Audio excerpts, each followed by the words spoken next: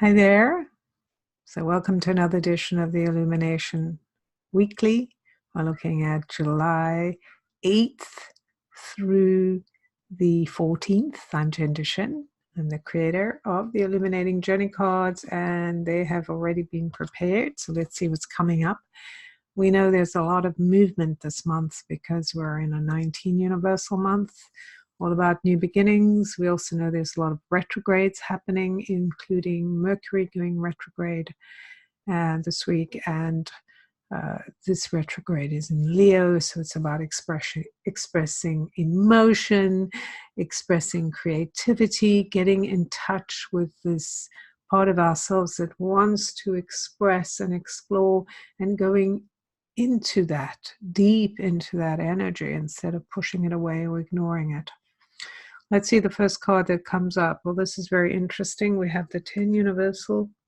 We have the 10, the soul portal, soul portal card.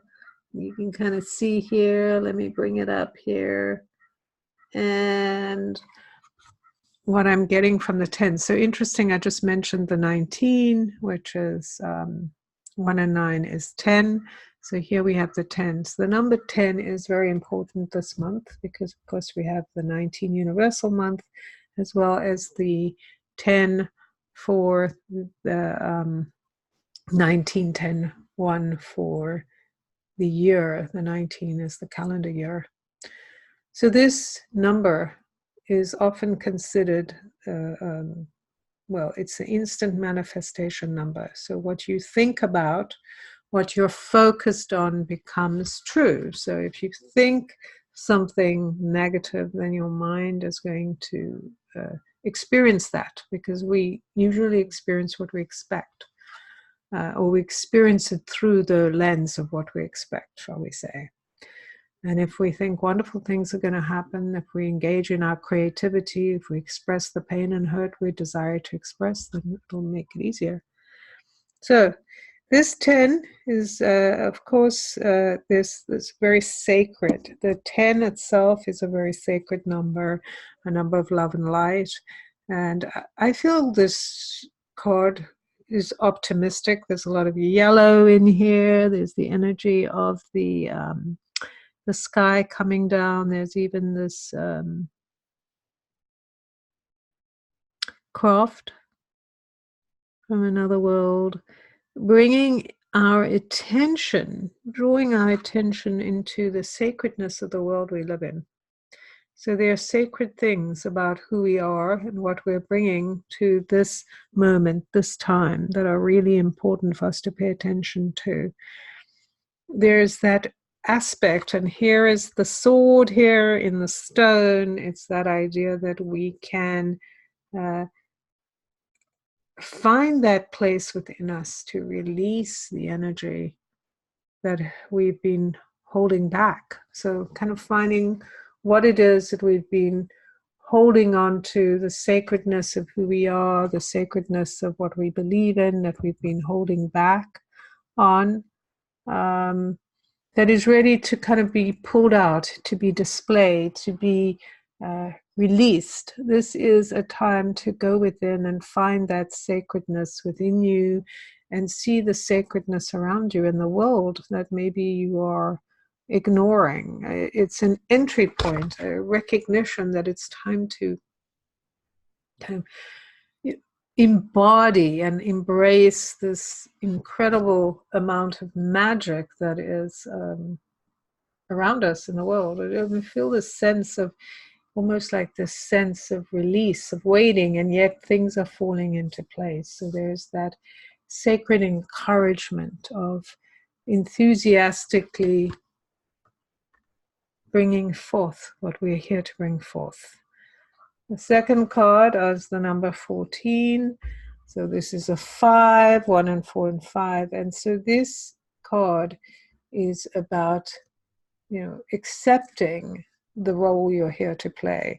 Now this is about the 10 is about, kind of accepting where you are and seeing this immense magic and the ability to release what you're here to release now. this card takes it even further. It asks you to truly own that, to step into what is calling you, and to be prepared to walk or ride the line, right? There is a, you don't know if you can see it, but there is this high wire that needs to be tread or taken. So this is a card that not only reminds us, here's the canary reminding us of what's important, or to be aware, watch out for things we've ignored or haven't seen that could trip us up or awaken us, so we need to be aware. It is also this energy of standing in that truth, standing in the expression of what we're here to express, with conviction and the willingness to do what it takes. And here we have this ribbon, which could be blood. It's this idea of the blood running from the female. It's this ritualizing what it is that we're committing to. So there's, again, a sense of sacredness, a sense of recognizing self, of the role you're here to play. Like, this is the time to claim ownership of what it is you're committing to, of putting it out there. There's the ram kind of calling you to pay attention to this new time that you're in, and this opportunity to really express what you're being called to express. So the idea of hiding out or saying that's not mine to do, or I don't want to do it, it's kind of over. It's like, okay, you want to go forward, you're being called to go forward, and here's what you must do. And then here we have the 32, which is another 5, and it's a very interesting card, this card, because it really does show us that there is, what is the depth beneath the surface. This is, again, more sacred energy, healing energy. So the way we will be healed is by taking action, by speaking out, by defying convention and going for the thing that is our truth. And this card supports us. So in a sense, what it's saying, or what I'm reading, is that what we've looked at and kind of worshipped is the illusion, and this reflection is actually the real thing. So there's a lot of energy here about coming into the picture with a new mind, being kind of an adventurer in a sense, but a sacred adventurer, somebody who's willing to do what is necessary to heal what needs healing, to step beyond what has been and go, I accept my role, I accept my responsibility, I accept the sacred duty that I have agreed to through my soul, to go beneath the surface, to look at what there is that is informing me and speaking to me, and not just take the obvious. I'm going beyond the obvious. I'm going into the depth, and I accept that responsibility. And not only do I accept it, I'm excited about it. I'm drawn into it. I'm captivated by this idea of being able to truly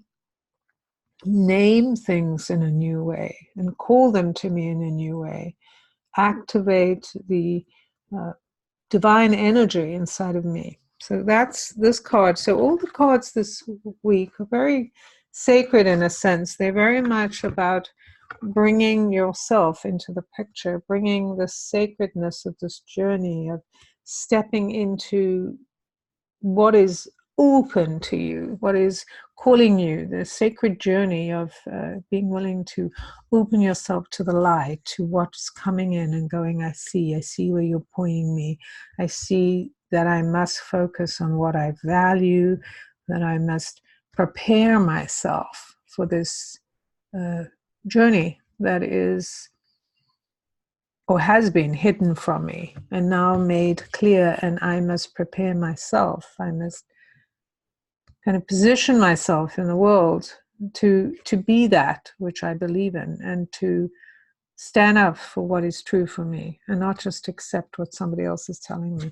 I must be willing to ride the high wire and go beyond the obvious and, break away from that idea of worshiping the obvious or worshiping what you have worshipped, and really go into the depth of it, into the truth of it, allowing the senses in your mind to be expanded. This is one of the interesting things about when Mercury goes retrograde, because Mercury is about our mind, and it's about the expansion or the creativity of our mind and allowing us to step into a deeper role. And that's the feeling I'm getting this week of this information from the 8th to the 14th. This is a time to really begin to cultivate ownership of what is true for you. And how do you do that? How you kind of plant your flag in the sand and go, okay, this is what I'm striving for. This is who I am. This is what I need to express. This is what I'm taking ownership of.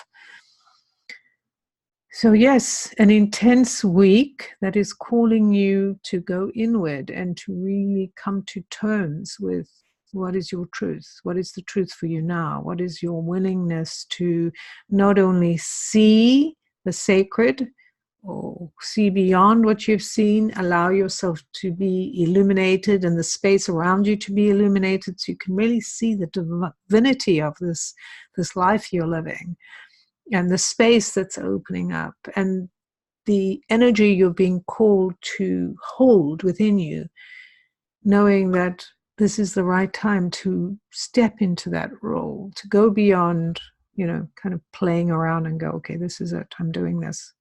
And then go deeper. Take this deeper.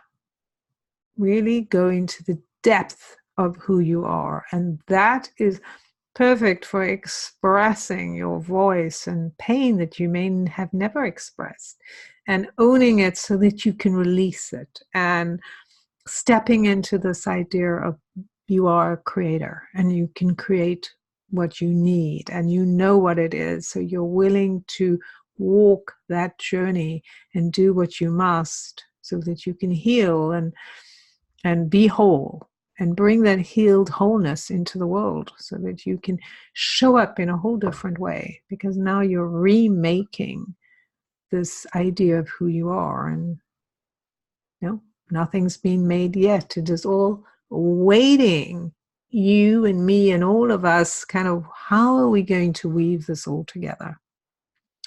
So a powerful week. So rest and take your time to delve into the creative and emotional aspects of expressing the depth of who you are. Remembering this is a renewal. It's a time to remember and bring back what you've forgotten and kind of let go of what you've been hanging on to that stops you from connecting to who you are. Well, that's it from me.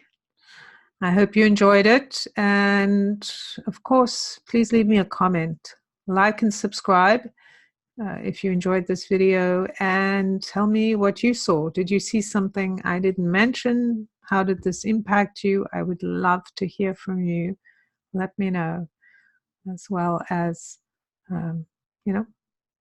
connect with me here or on Facebook, Instagram. I do have a group that you might be interested in. I have a Soul Pillow Salon, if you're interested in joining, where I give this information and so much more on a monthly basis. It's a membership. I'll put the links below, as well as the place that you can buy these cards on my website, Illuminating Journey Cards. And I hope to see you next week.